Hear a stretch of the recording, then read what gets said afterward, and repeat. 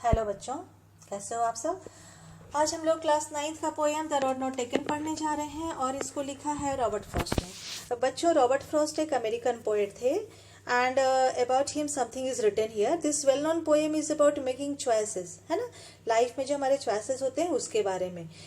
And the choices that shape us, क्योंकि यही choice हमें शेप भी करते हैं। हम जैसा डिसीजन लेते हैं, बहुत सारे ऑप्शन जब अवेलेबल होते हैं, उसमें से जो चॉइस हम चुन लेते हैं, जिस चॉइस को ऑप्ट कर लेते हैं, उसी चॉइस के हिसाब से हमारा लाइफ शेप होता है। मतलब लाइफ को एक शेप मिलता है, यानी कि जो निर्णय लिए उसी के आधार पे हमारे जीवन का निर्माण होता है। Robert Frost is an American poet who writes simply but insightfully about common ordinary experiences. ठीक है, रॉबर्ट फ्रॉस्ट एक अमेरिकन पोएट हैं जो कि बहुत साधारण तरीके से और बहुत ही बुद्धिमत्तापूर्ण, इंसाइटफुली ना, बहुत बुद्धिमत्तापूर्ण, अबाउट कॉमन ऑर्डिनरी एक्सपीरियंसेस, किस चीज के बारे में लिखते हैं, बहुत ही कॉमन, जो सामान्य एकदम साधारण सा अनुभव है ना जीवन का, उसके बारे में लिखते हैं।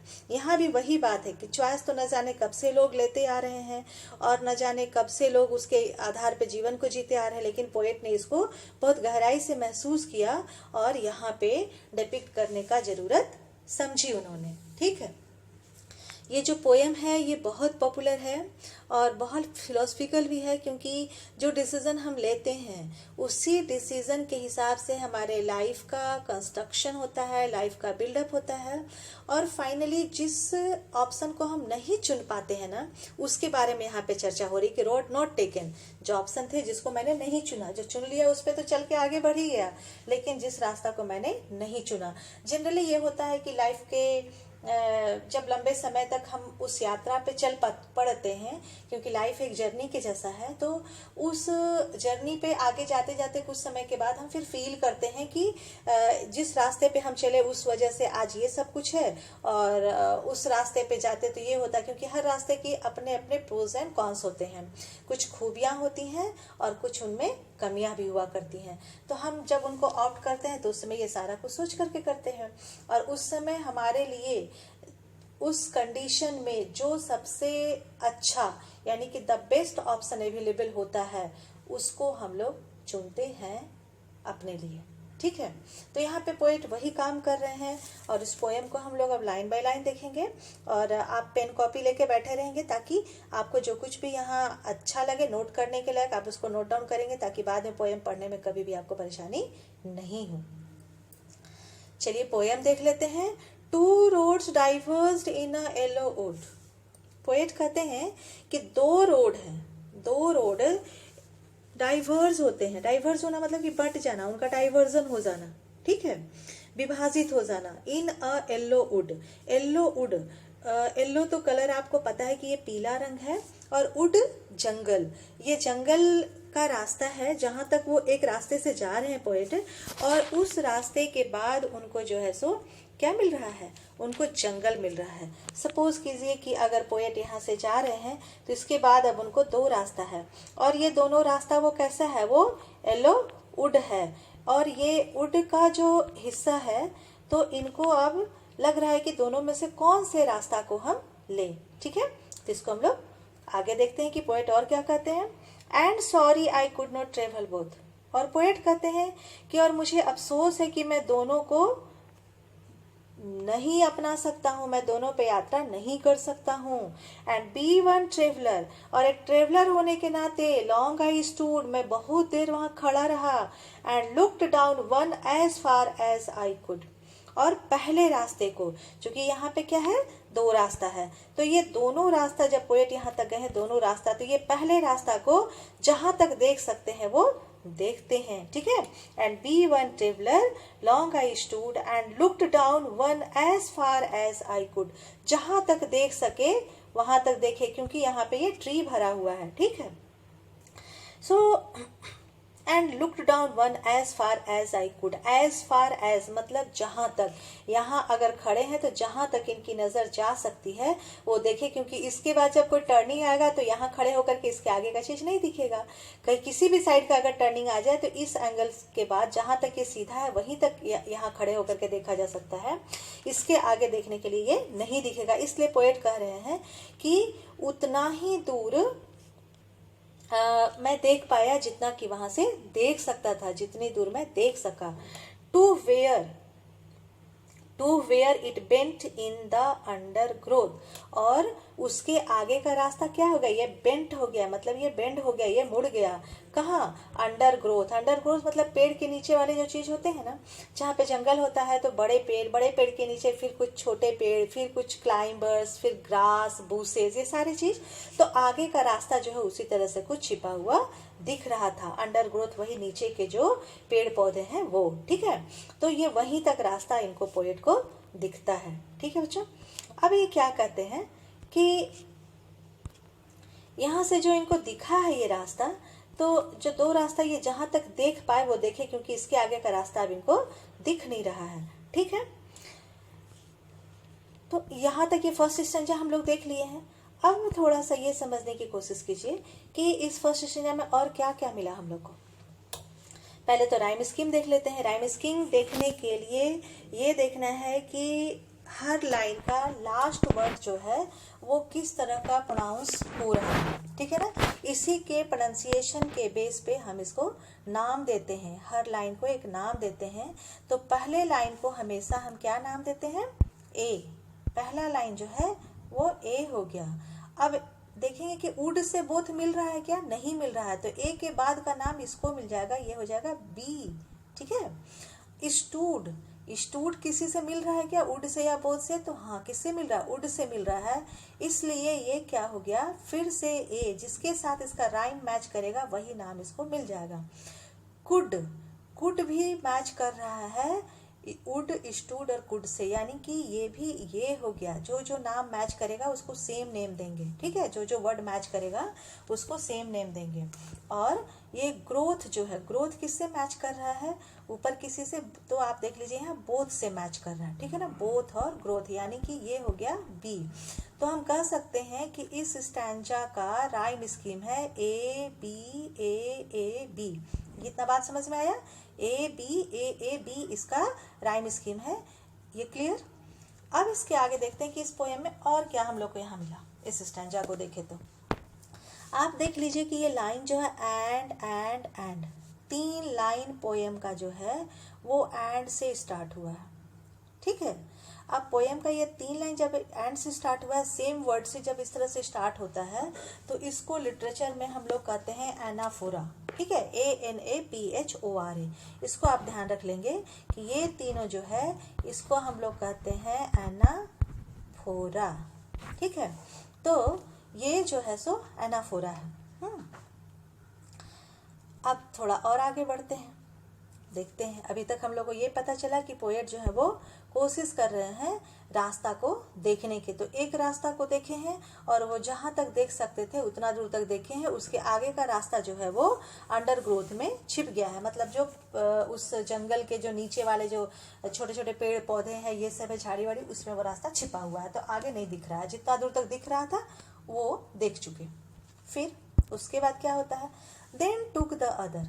अब ये फिर दूसरा रास्ता देखना शुरू करते हैं, ठीक है। नेक्स्ट स्टेंजा में पोएम क्या, नेक्स्ट स्टेंजा में पोएट क्या कह रहे हैं कि then took the other just as fair. फिर मैंने दूसरे रास्ता को देखा और वो भी उतना ही फेयर लगा, फेयर मतलब उतना ही अच्छा, बराबर रूप से, है ना, जैसे पहला वाला था वैसे ही।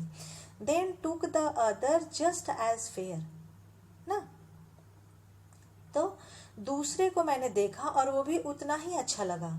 And having perhaps the better claim, having, ठीक है ना, यहाँ पे ये देखिए हैविंग का इस तरह से यूज होना। और दूसरा रास्ता जो है वो क्या कर रहा था, वो परहैप्स मतलब शायद, बेटर क्लेम, बेटर मतलब अच्छा, क्लेम मतलब दावेदारी, यानी जब मैं दूसरे रास्ते को देखा तो ये ज्यादा दावेदारी प्रस्तुत कर रहा था। किस लिए, because it was grassy and wanted wear, है ना, क्योंकि ये ग्रासी था, मतलब पहला रास्ता कुछ दूर तक तो साफ सुथरा दिखा था, उसके बाद का रास्ता छिपा था, ठीक है ना, अंडरग्रोथ में। अब यहाँ पे पोएट कहते हैं कि ये शुरू से ही इनको ग्रासी दिख रहा था, एंड वांटेड वियर ना, और वो ऐसे लग रहा था जैसे उसको ग्रहण कर लिया जाए, मतलब उस पर चलने की जरूरत महसूस हो रही थी। दो यद्यपि as for that the passing there had worn them really about the same, ऐसा लग रहा था कि हालांकि लोग वहां से जो पास हुए हैं तो उसको भी उसी तरह से वार्न कर दिए हैं। ये वार्न आप समझते होंगे, ज्योग्राफी में एक वर्ड है कि वेदरिंग होता है, उसी से रिलेटेड। कोई चीज़ धीरे धीरे घिसता है ना, जब यूज होता है तो घिसता है। और तो यहाँ पे ये जो है कह रहे हैं कि ये रास्ता भी लगभग बराबर ही had worn them really about the same, ठीक है, कि वहां भी पास करने से लगभग उतना ही वार्न वो भी रास्ता हो चुका था। अब इसका भी राइम स्कीम देखें क्या, तो फेयर, ठीक है, fair, claim, where, there, shame, तो सेम राइम स्कीम आपको मिल जाएगा जो कि फर्स्ट स्टेंजा में हम लोग देखे थे। आप लास्ट वर्ड को देख करके कर लेंगे, अब आपके समझ में आ जाएगा, ठीक है, कि फेयर, वेयर और देयर यहाँ मिल रहा है, यानी कि ए बी और ए बी ए बी। अब यहाँ पे पोएट कह रहे हैं कि भाई दूसरा रास्ता को भी मैंने देखा, वो भी उतना ही फेयर था, और बल्कि उससे बेटर क्लेम कर रहा था, क्योंकि ये थोड़ा ज़्यादा ग्रासी था, बिकॉज इट वॉज ग्रासी ना, ये ग्रासी था। पहले वाले रास्ते की तुलना में ये वाला रास्ता ग्रासी था। ग्रासी था मतलब कि यहाँ पे कम लोग चले हैं, रास्ता बहुत साफ सुथरा नहीं बना है, इसलिए ये थोड़ा ज़्यादा चैलेंजिंग था, ये ज़्यादा एडवेंचरस था, ठीक है। अब आप एक और चीज़ यहाँ पे देख लेंगे कि एलिट्रेशन यूज हुआ है। आप देख लेंगे कि वांटेड वियर है ना, वांटेड वियर, ये डब्ल्यू से स्टार्ट हुआ है ना, तो दोनों जगह डब्ल्यू रिपीट हुआ है। इस तरह से जब सेम कॉन्सोनेंट रिपीट हो किसी वर्ड के स्टार्टिंग में तो उसको कहते हैं हम लोग एलिट्रेशन। यही हिंदी का अनुप्रास अलंकार है ना, जैसे तरनी, तनुजा, तट, तमाल, तरुवर, बहुछाय, ऐसा त रिपीटेशन होता है, तो बहुत सिंपल, आप इसको आराम से याद रख सकते हैं कि कोई एक लेटर जब रिपीट होता है तो उसको हम लोग एलिट्रेशन कहते हैं।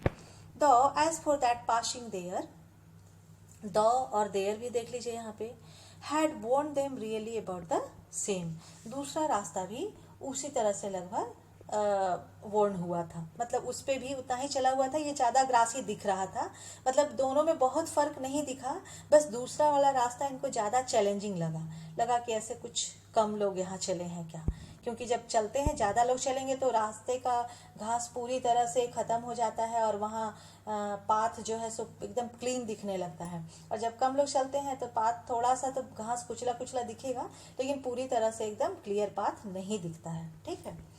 नेक्स्ट स्टेंजा देखते हैं, and both that morning equally lay in leaves no step had trodden black, oh, I kept the first for another day, yet knowing how way leads on to way, I doubted if I should ever come back.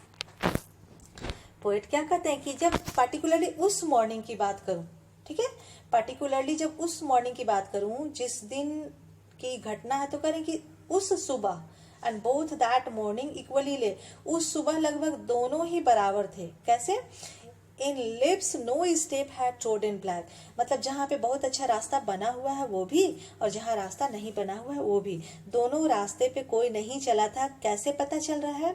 क्योंकि वो जंगल में है रास्ता, और जो पेड़ से पत्ते गिरे हैं, ऑटम में आप देखोगे बहुत पत्ते गिरते हैं पेड़ से, तो वो पत्ते जो है वो ट्रोडन ब्लैक नहीं होते, पैर से कुचल के वो ब्लैक नहीं हुए थे, ठीक है। दोनों ही रास्ता का जो हिस्सा था वहाँ पेड़ के पत्ते गिर गए थे और वही दिख रहे थे। तो ऐसा दिख रहा था क्योंकि जब हम चलते हैं तो पहले पत्ते टूटते हैं, फिर टूटते टूटते और ज़्यादा टूट जाते हैं, फिर तो बिल्कुल ख़त्म ही हो जाते हैं, डस्ट में मिल जाते हैं, ऐसे करके रास्ता क्लीन हो जाता है। तो पोएट को दिख रहा है कि नहीं, आज वाले जो पत्ते, मतलब रात से जो पत्ते गिरे होंगे वो सारे पत्ते उसी तरह से, यानी कि उस दिन उन दोनों रास्तों में से किसी पे भी कोई नहीं चला है, ठीक है। इसलिए उन्होंने कहा कि and both that morning equally ले, तो उस सुबह दोनों एक ही जैसे दिख रहे हैं। In leaves no step had trodden black, पत्तों पे, ठीक है, पेड़ से जो पत्ते गिरे हैं, येलो पत्ते जो नीचे गिरे हैं, तो no steps had trodden black, कोई भी कदम उनको ब्लैक नहीं किया है। ट्रोडन मतलब होता है कुचलना, ठीक है, तो पैर से कुचल के कोई उनको ब्लैक नहीं किया है, पीले के पीले ही वो दिख रहे हैं। Oh, I kept the first for another day, तो मैंने पहले वाले रास्ते को फिर किसी और दिन के लिए रख लिया, क्योंकि दोनों रास्ते तो वैसे ही थे, लेकिन दूसरा वाला थोड़ा ज़्यादा क्लेम कर रहा था, ये ग्रासी है, थोड़ा ज़्यादा चैलेंजिंग है, तो चलो इसी पे चलते हैं, दूसरे वाले पे किसी और दिन। ठीक है, पोएट ऐसा कहते हैं कि मैं ये सोच के कि चलो दूसरे वाले रास्ते को किसी और दिन ऑप्ट कर लूंगा। It knowing how well it's on to way I doubted if I should ever come back, है ना। इट मतलब तो भी, मतलब पोएट ये जान रहे, इट नोइंग, हालांकि मैं जानता था क्या, how way leads on to way, किस तरह से एक रास्ता दूसरे रास्ते को लीड करते हैं, ठीक है ना, एक रास्ता किस तरह से दूसरे राह को लीड करते चले जाते हैं, और उसी हिसाब से हम इतना आगे बढ़ जाते हैं कि फिर पीछे जो रास्ता छूटा था उसको ऑप्ट करना हमारे लिए इम्पॉसिबल हो जाता है।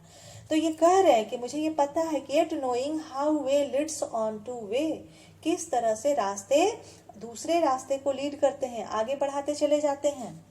आई doubted if I should ever come back, मुझे शक था कि क्या मैं कभी आ पाऊंगा।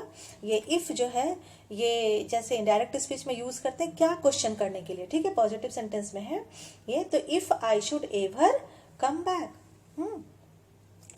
क्या मैं कभी आ पाऊंगा। I shall be telling this with a sigh, ठीक है।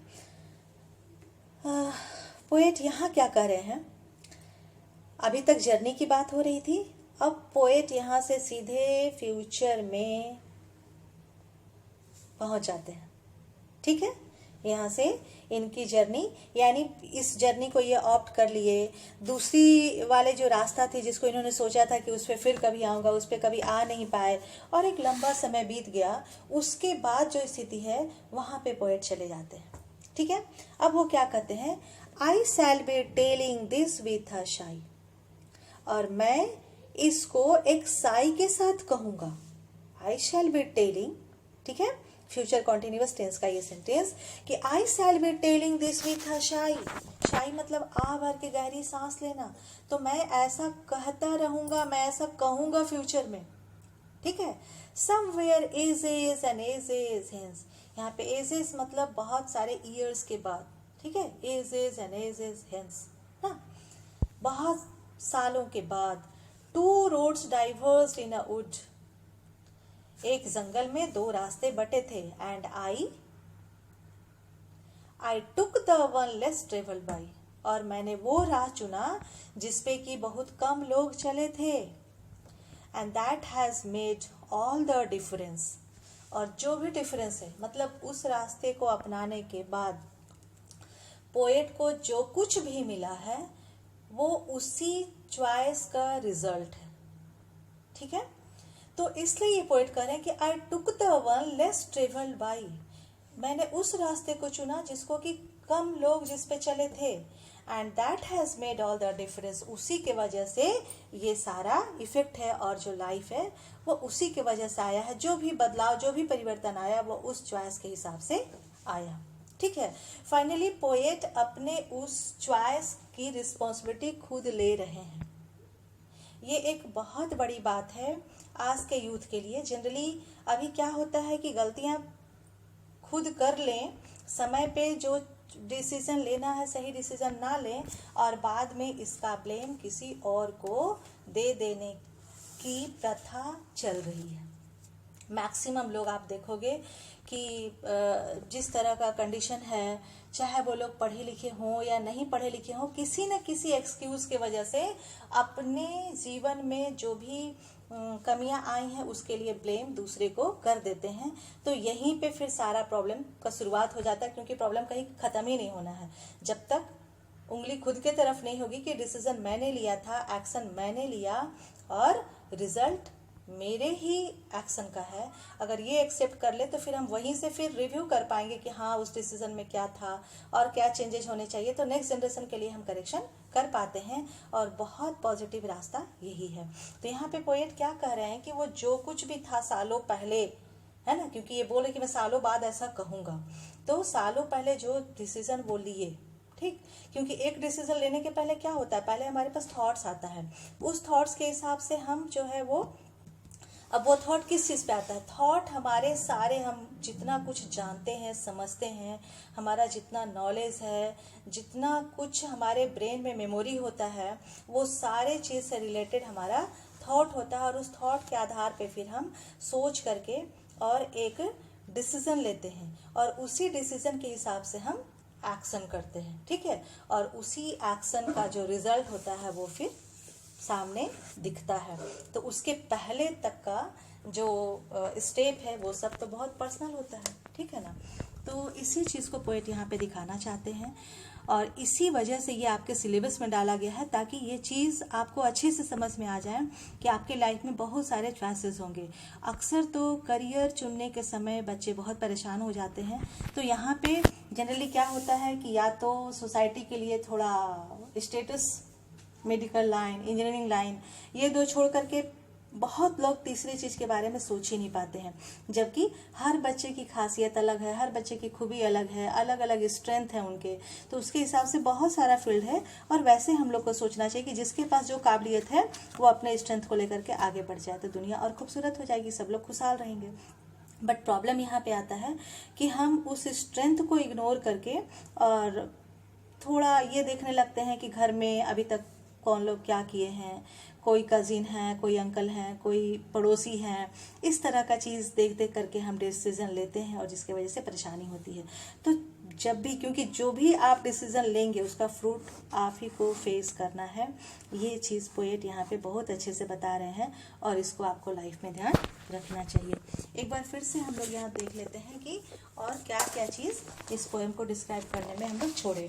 तो अभी देख लेते हैं कि ये जो है पोएम का राइम स्कीम तो हम लोग डिस्कस कर चुके हैं। फिर हम लोग ये देखें कि सिंबलिज्म का यूज़ हुआ है ना। वहाँ पे जब कहते हैं कि 2 रोड्स, तो ये जो है ये लाइफ के चॉइसेस के बारे में है, वहाँ सिंबलिज्म का यूज़ किया गया है, ठीक है। एनाफोरा हम लोग डिस्कस कर चुके हैं, क्योंकि एंड हमारे पास 3 बार डिस्कस किया गया है, 3 लाइन स्टार्ट होता है एंड से, so that is called anaphora, ठीक है।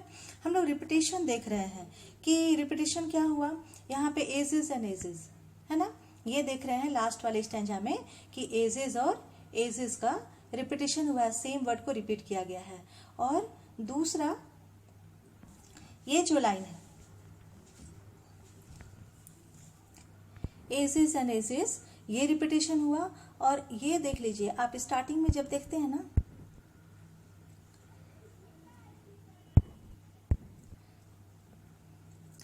Two roads diverse in a yellow would, है ना, ये लाइन आप यहाँ पे फिर से 2 roads diverse in a wood, सिर्फ येलो नहीं लिखा हुआ है, वुड है, ये लाइन यहाँ पे रिपीट हुआ है, तो दैट इज कॉल्ड रिपीटेशन।